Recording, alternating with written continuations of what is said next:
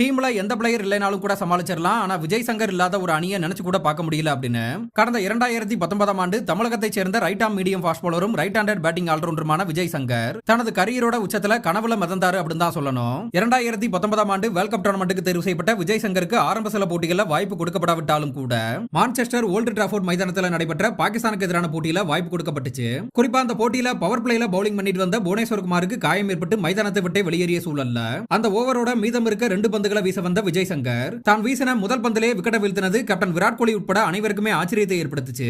பின்னர் ஒரு கட்டத்துல அந்த டோர்னமெண்ட்லயே காயம் ஏற்பட்டு தொடரை விட்டு வெளியேறிய விஜய் சங்கர் அதுக்கப்புறம் இந்திய அணியில எப்போதுமே தேர்வு செய்யப்படல. குறிப்பா போது யுவராஜ் சிங் தன்னோட ஓய்வு அறிவிச்ச நேரம் இந்திய அணியின் தேர்வுக்குழுவானது நம்பர் 4 இடத்துல விளையாடக்கூடிய ஒரு நம்பகமான பிளேயரை தேடிட்டு இருந்துச்சு. கேதார் ஜாதவ், ஸ்ரேயாஸ் ஐயர், மணிஷ் பாண்டே மற்றும் தினேஷ் கார்த்திக் போன்ற பிளேயர்களை அந்த இடத்துல விளையாட வச்சு முயற்சி பண்ணி பார்த்தும் கூட முடியல அப்படின்றதுக்கு அப்புறம் தான் அம்பத்தி ராயுடுவுக்கு தொடர்ந்து வாய்ப்பு கொடுக்கப்பட்டுச்சு. குறிப்பா அம்பத்தி ராயுடு அந்த இடத்துல நல்லாவும் கூட விளையாடி காட்டியிருந்தாரு.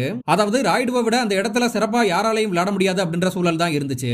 ஆனா உலக கோப்பைக்கான அணியானது வெளியிடப்பட்ட போது ராயுடு அணியில தேர்வு செய்யப்படாம விஜய் சங்கர் தேர்வு செய்யப்பட்டது அனைவருக்குமே அதிர்ச்சியை ஏற்படுத்துச்சு.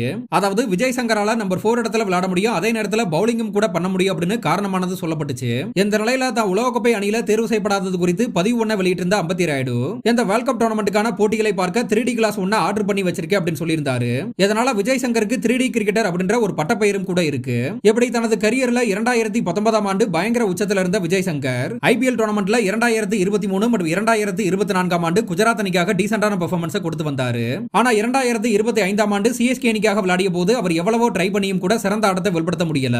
பின்னர் 2026 ஆண்டு ஐபிஎல் இடத்துல எந்த அணியாலும் வாங்கப்படாம அன்சோல்ட் ஆனாரு. இப்படியான சூழல்ல தற்போது விஜய் சங்கர் ஐபிஎல் மற்றும் டொமஸ்டிக் கிரிக்கெட்ல இருந்து தன்னோட ஓய்வு முடிவை தெரிவிச்சிருக்காரு. இதன் மூலமா வெளிநாடுகளில் நடைபெறக்கூடிய T20 லீக்குகள்ல அவர் விளையாடுவார் அப்படின்னு தான் எதிர்பார்க்கப்படுது.